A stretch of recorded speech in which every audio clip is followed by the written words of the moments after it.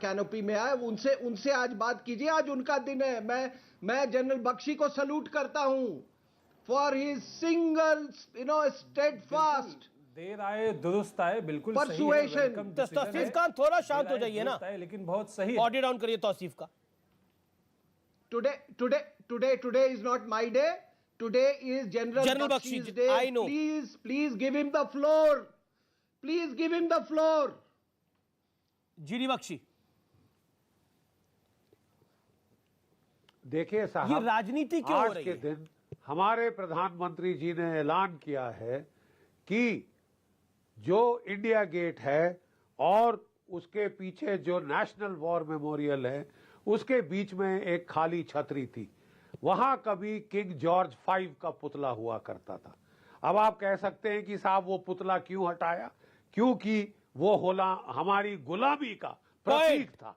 Yes, अंग्रेज I agree with you, GD Bakshi. Salute to you. You said this. अब आप बोले साहब उसको क्यों हटाया? चेंज की क्या जरूरत थी? चेंज की बिल्कुल जरूरत थी। और आज वहां पे नेताजी सुभाष चंद्र बोस का स्टैचू लग रहा है और 23 तारीख को वो जो है प्रधानमंत्री जी एक होलोग्राम उस स्टैचू का इनॉग्रेट करेंगे, ताकि 6 महीने में ये स्टैचू बन के तैयार हो जाएगा। राजपथ पे आप नेताजी को लाएंगे, वो हमारे महान नेता जिन्होंने लड़कर, भीख मांगकर नहीं, लड़कर आजादी ली है। ठीक है साहब, ये बदलाव की जरूरत है।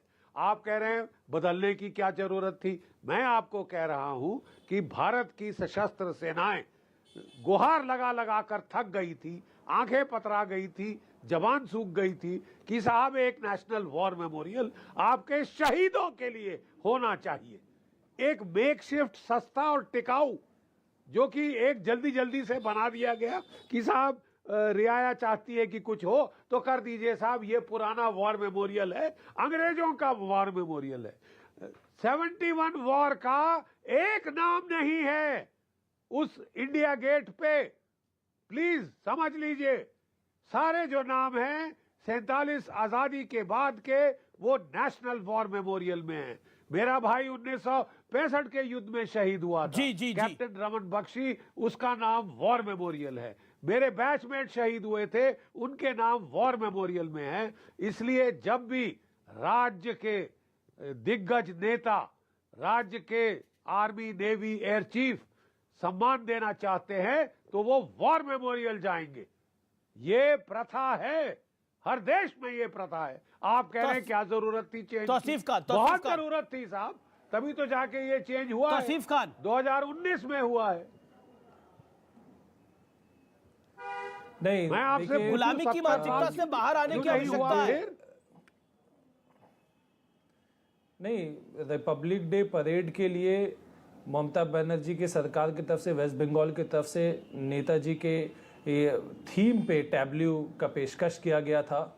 उसे सेंट्रल सरकार ने फिर आप कहते हैं रिजेक्ट कर दिया, अपनी पॉलिसीज उन्होंने साइट किए। लेकिन इसका डैमेज कंट्रोल ये हुआ कि ये इतना अच्छा वेलकम डिसीजन, इसको बहुत हम लोग वेलकम करते हैं हर कोई, क्योंकि ये नेशनल हीरो है। नेताजी सुभाष चंद्र बोस के स्टैचू को इनॉग्रेट किया जाएगा, 3D स्टैचू को, ये बहुत अच्छी बात है।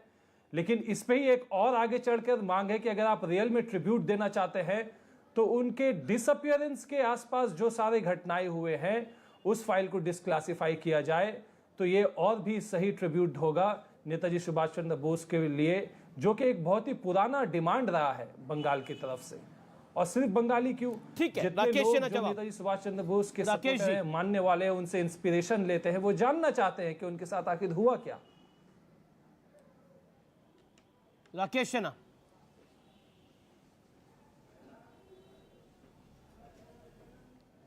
राकेश सिन्हा,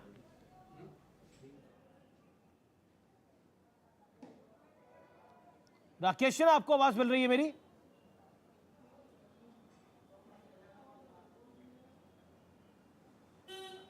जो लोग इस वार मेमोरियल के बारे में बात करना चाहते हैं और जो इंडिया गेट पर उस अमर जवान ज्योति के बारे में बात करना चाहते हैं, मैं बता दूं, ये इंडिया गेट का निर्माण कब हुआ, किसने किया? ड्यूक ऑफ कैनॉट ने किया। और इसका 1921 में रखा गया। 10 साल बाद इसको लॉर्ड इरविन ने इसको समर्पित किया देश को। और इसका उद्देश्य क्या था? इंडिया गेट का साफ उद्देश्य था Afghan war, first world war, second world war के वो लोग जो मारे गए, पहले फर्स्ट वर्ल्ड वार में जितने लोग मारे गए, वो हमारी अनुमति से, हमारी सहमति से वो ब्रिटिश साम्राज्य के लिए लड़ रहे थे, हमारे लोग थे। और जिन लोगों को इस बात का दुख है उनको बता दूं कि जवाहरलाल नेहरू ने, फिर कहेंगे आप नफरत करते, जवाहरलाल नेहरू ने जिसको माउंटबेटन को भारत का वायसराय बनाया, वो कौन था? जिसने भारत के जो शहीद हुए थे, सिंगापुर में एक वार मेमोरियल बनाया गया था उन शहीदों के लिए, और इसी माउंटबेटन ने उसको डायनामाइट से तोड़ दिया, उस टूटे हुए डायनामाइट से तोड़ दिया। तो मैं ये कहना चाहता हूं कि जो कांग्रेस पार्टी ने हमेशा ही अपने शहीदों का सम्मान नहीं किया, और कांग्रेस पार्टी शहीदों का सम्मान नहीं करते हुए सिर्फ परिवार के दायरे में शहादत को, परिवार के दायरे में संघर्ष को देखती रही। मैं कहना चाहता हूं एक और बात, सूर्यकांत एक बार मैं इनको सूर्यकांत जी को बता दूं। समय मेरे पास कम है, मेरे साथ उत्तराखंड के मुख्यमंत्री भी जुड़ रहे हैं कुछ देर में। किसने बनाया? ओके सूर्यकांत जी जवाब। ये सारा विषय हमें कोई आपत्ति नहीं है, वॉर मेमोरियल बना है उसका स्वागत है, नेताजी सुभाष चंद्र बोस जी की मूर्ति लगे उसका स्वागत है, लेकिन जो कुत्सित मानसिकता है, जो नफरत करती है, नेहरू से नफरत करती है, इंदिरा से नफरत करती है, राजीव गांधी से नफरत करती है, सूर्यकांत जी सवाल तो बनेगा 70 साल से आपके कर रहे थे है। आजादी के समय 1942 में 9 अगस्त 1942 को याद करो, कहाँ खड़े थे आप लोग? आपकी जमात कहाँ खड़ी थी? पूरे देश के आजादी के आंदोलन में आप कहाँ लोग खड़े थे? हम वॉर मेमोरियल का विरोध नहीं कर रहे, हम किसी नई जोत का विरोध नहीं कर रहे, हम नेताजी सुभाष चंद्र बोस का, हम तो वारिस है उनके, हम लोग तो वारिस है, हमारे राष्ट्रीय अध्यक्ष हैं, कांग्रेस के राष्ट्रीय अध्यक्ष हैं वो। हमें गर्व है, नेताजी सुभाष चंद्र बोस के ऊपर भी गर्व है और अपने शहीदों के ऊपर भी गर्व है। आप दोबारा से इतिहास नहीं लिख सकते। इतिहास में हमेशा ये याद किया जाएगा कि 1942 में आप लोग कहाँ खड़े थे, देश की आजादी की लड़ाई में आप लोग कहाँ खड़े थे, शहीदों के प्रति कर रहे थे। अरे सूर्यकांत जी वो सुभाष चंद्र बोस वाली कांग्रेस, महात्मा गांधी वाली कांग्रेस नहीं है वो। सूर्यकांत धस्माना, एक second, all audience down. Suryakant Dhasmana, Rakesh Sinha, okay Rakesh Sinha hold on.